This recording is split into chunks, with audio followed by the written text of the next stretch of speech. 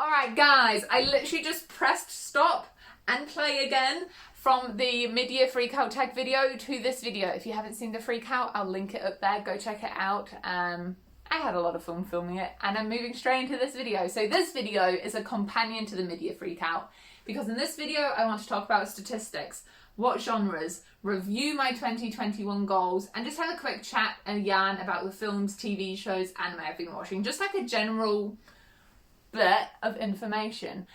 So that's the thing.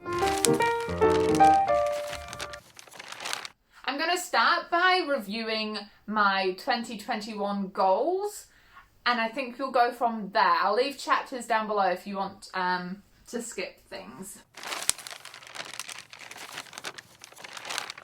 Alright, I'll scooch over so you can see I'm literally just rewatching the video. Let's make sure the sound is up, Bethany. It wasn't up. There we go. Alright, let's watch together. Let me just list them off really quick. There's nothing to it. I don't need to get all deep and meaningful. She says now. 6 goals though, that sounds pretty doable. I will admit I've kind of forgotten exactly what I set for myself, so this will be interesting. First of all, my Goodreads goal is 100 books. It was that last year and I smoked it with 133 books. Get it, girl. Subtle brag. I believe I'm currently on 56 books, so I'm halfway. I think. But yeah, I think it was manageable. It also means that it's something I do have to push myself for, which is nice. I do sometimes need that little bit of encouragement. Goal number 2. I want to... Let me hear myself say it. Stop buying books. This whole bookshelf behind me are books I want to read. I was doing well until this happened.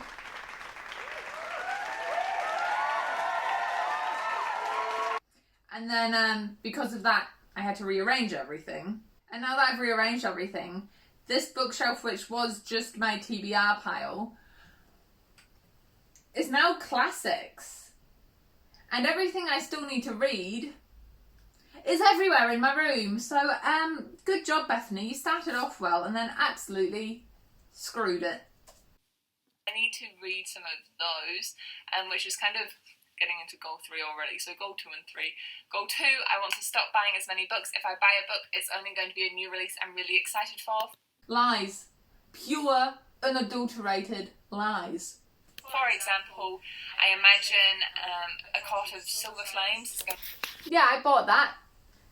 And the rest of the entire blooming series. Good job, Bethany. One I end up buying, and like the Game of Thrones one is meant to be coming out this year. Fingers crossed. Come on, George R. R. Martin. The next one in like the original series, so I need that to add to my collection. But other than that, no, a whole year book buying ban. Let's see if I can do it. I can't. I found myself being caught up in the materialistic side of booktube and bookstagram. I still am. Books to be a real reader, and that's bull. You don't. So no, I just want books. I just want to make sure I actually read these books.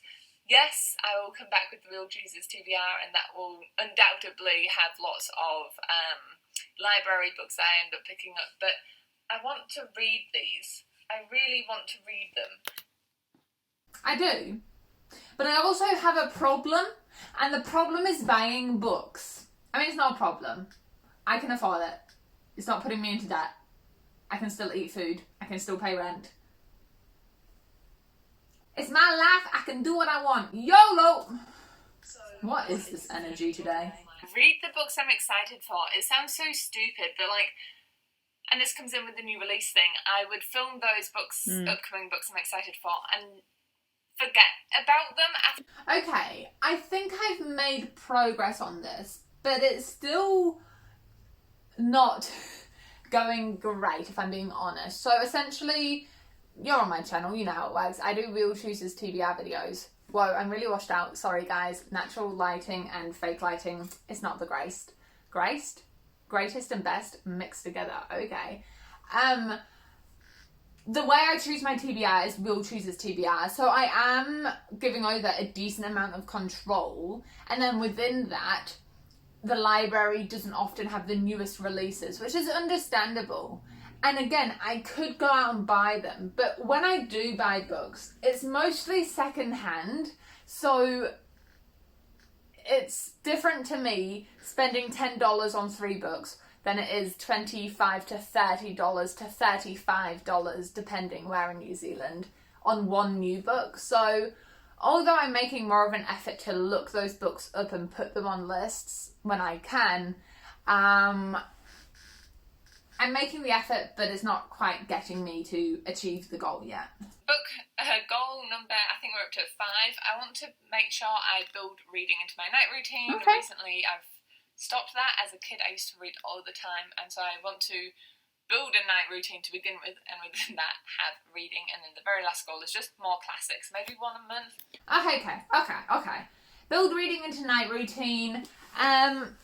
We can get rid of my face now. Hang on, let me stop my recording. Yeah, building reading into my night routine. I wouldn't say I've built it into my night routine, but I've definitely built it into like a wind down routine. I've gotten quite good at getting into the habit of coming home and grabbing a book, and being very aware of if I come home and start scrolling, I only give myself maybe half an hour. It sounds a lot, but realistically, I give myself about half an hour before then, making sure I pick up a book. And in terms of reading more classics, I have read Picture of Dorian Gray, started Turn of the Screw, and I feel like I've read a couple of other classics. If I have, I'll put them up here. I probably aren't reading as many as I wanted, but I'm still making an effort. No, I'm not. I'm not making an effort. Okay, that's something I need to change. I need to be reading more classics. Whilst I'm up close and personal, I'm going to try turn this brightness, sort it out a little bit, because this is absolutely redonkulous. Alright, so the next section is just going to be looking at my reading statistics and having a look at how things are going. Currently, I have read 52 books, so close to what I thought I'd read. 52 books. I'm going to break it down because I am a number nerd sometimes. Oh, let me scooch over so you can see things. I have read 4 middle grade, 25 young adult, 1 new adult, and 26 adult books. So my young adult to adult ratio is pretty much 1-to-1. That new adult, I feel like honestly it should have been an adult. I think that was how A Court of Silver Flames was marketed. By the way, all of these genres and age brackets are based off of what Goodreads and the publishers market the novels as. So I'm pretty happy to see more adult. I'm pretty sure last year was less adult. If I have that graph, I'll put it up. If not, oh well. Breaking it down into genres. Okay, the genre I've read the most of, fantasy and sci-fi, followed by contemporary, followed by mystery, thriller, horror. I lumped them all together. Then historical novels, which I defined by being set in World War II or earlier, and 1 lone poetry novel, which was Adultolescence by Gabby Hanna, and shouldn't be classified as a novel whatsoever. From there, I broke it down even more because I could. Out of the fantasy sci-fi genre, 22 were mainly fantasy, 2 sci-fi, and out of that entire category, 12 of them, so 50% of the books, had romance subplots. Contemporary novels, I am actually surprised to see quite so high up. I've read 16 books so far. Okay, 7 of them have had romance subplots, so essentially they were romantic novels. From mystery, thriller, horror, breaking that down even further to their primary genre, of course, within this group, you often get elements of each other. 2 horrors, 4 mysteries, and 4 thriller books. So pretty even on the mystery thrillers there. Historical novels, 3 of them have had romance subplots, and 2 of them are just straight historical novels. I'm trying to remember what those would have been. Oh, like The Boy in Striped Pajamas. And then, of course, that 1 poetry book. So, all in all, I'm pretty happy at the spread of novels I'm reading there. I'm going to finish up by going over the shows, the films, and anime I've watched. I don't rate these. I just have thoughts about them. And please, if you have any recommendations for me, let me know down below. I'm very much a person who's either binging a show or binging a book, so I do actually get through series pretty quickly when I decide to watch them, but I don't often decide to watch them. Anyway, let's start with movies. At the moment, my partner and I are doing a Marvel rewatch, and we've made it all the way up to Infinity War, the second to last Avengers film, and I'm really excited because then we can move on to like all the side thingies. So that's where I'm up to in the movies. Some other movies I've watched and some quick thoughts. Ocean's 8 I watched. I thought it was pretty boring. I thought that the trope was overdone and they didn't bring anything new to the table. Paul is just funny.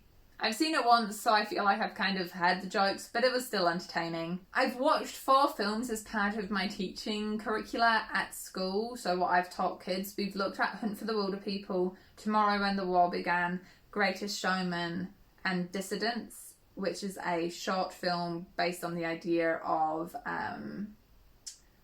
if a government controlled you through your phones. It was quite interesting. And then we did Thor Ragnarok as well as a study, but that kind of gets encompassed in the Marvel rewatch. The other film I've watched was Moxie, and I know there's a lot of love for Moxie out there, and I do agree that some of the ideas they bring to the table, especially the chats about feminism, were done really well. However, not all of it was done really well in my mind. I get that it was just meant to be like a chick flick vibe, but I feel like you need to figure out if you're going to go all in on the messages or all in on the funnies, because I mean, not always, but in this case, it just didn't work 100% well for me. Going from there into TV. Now, Hannibal season 1, I binged in a couple of days. Absolutely loved it. Definitely the kind of show I used to watch back when TV was more normalised, not Netflix and stuff.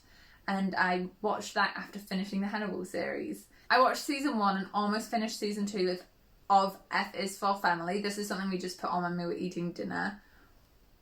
Controversial watch, but entertaining nonetheless.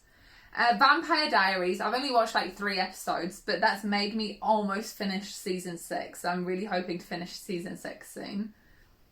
Formula 1, season 3 was fantastic. Titus loves his sports. You'll notice in my reading vlogs, I'm always panning up to TV with NBA on or football on or some sort of sports on in the background. And he got me hooked on this show. It's like a behind-the-scenes documentary of Formula 1, and I've learned so much. It's a fascinating sport. All the money that goes into it as well. It's just really interesting to watch. Great show. We watched the new season of Archer. I've got down here season 11, but that seems wrong. But watch the latest season of Archer. Bridgerton season 1, I got on that hype train and I enjoyed the hype. It was good. I binged it. Superstore. This is the first show, and when I say we watched the heck out of that show, we did season 1 through to 5 inclusive within a couple of months, which was a bit ridiculous, but my gosh, it's just one of those guilty pleasure shows. I know there's a season 6 out there, but it's not on Netflix. So if you know another streaming service that has season 6 on, let me know. I really want to finish it in its entirety. Queen's Gambit, season 1, I DNF'd at episode 5. 2 episodes left from finishing, if my research is correct. I think I was forcing myself to watch episode 3, 4, and 5. And it's not for me, guys. It's too dark. And I don't mean dark like dark messages. I mean dark like I can't see what's going on and it gets me mad. Also, it's kind of boring. I'm going to say it. It wasn't for me. It wasn't for me. I like my shows to either have lots of action, like the Marvel kind of shows. Oh, which reminds me, one I missed. I watched The Winter Soldier and The Hog. That was great. I loved that show. So yeah, my shows, either I want them to be super action-packed or comedic / nothing shows. I don't know if that makes sense, but like Vampire Diaries is like a nothing show. You may notice I haven't watched Shadow and Bone. I'm terrified of getting into it just yet, but I will. I will. I promise I will watch it by the end of the year. I will watch it by the end of the year. And anime, the last thing, I saved it till last because I don't know how many of you watch anime. I haven't watched heaps this year, but again, I've been on the books instead of the shows. Attack of Titan season 3 and 4. Season 4 part 1. Obviously, we're waiting for season 4 part 2 if you know the show. Season 3 I loved. Season 4, I get that everything comes together, but your girl is still so confused, and that's after watching recap explanation videos. Maybe I'm just too stupid. Maybe I'm too stupid to understand, but it's still a good show. Jujutsu Kaisen season 1 has shot into one of my favourite anime of all time.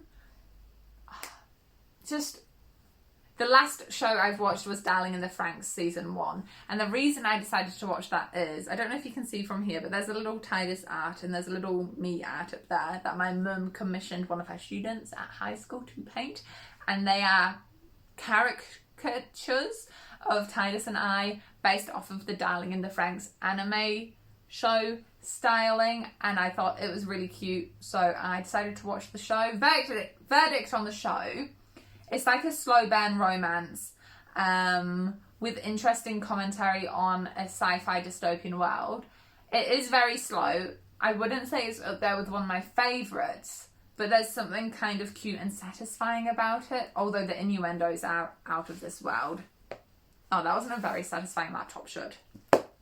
We are done. Thank you all so much for watching. Please let me know if you liked, disliked, have the same opinion, have different opinions as me on any books or shows or anything like that. Let me know how your reading year has gone. Just chat to me, guys.